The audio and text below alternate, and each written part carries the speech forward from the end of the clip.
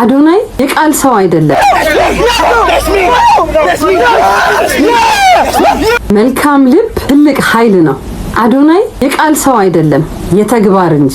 በትህትና የሚመራ ሰው በልብ ይነግሳል። አዶናይ በትህትና ይመራል፣ መልካም ስራው ደግሞ ይነግሳል። በንጹህ ልቡ ከፍ ብሎ ይቆማል። አዶናይ ዛሬ ያሳየው መልካምን ብዙዎች የሚለወጡበት የተስፋ ምልክት ነው። ራሱን ያልመረጠ ሰው ለሌሎች ያበራል እንደሚባለው የሱን ክብር ወደ ጎን ትቶ ለዚህ ልጅ እድገት ምን ያህል አስተዋጽኦ እንዳደረገ ያያችሁት ነው። ለሰዎች መልካም የሚመኝ ቅን ወጣት ነው። የእውነት ስለሆነ የምትሰራው ካምነትህ አይቆምም።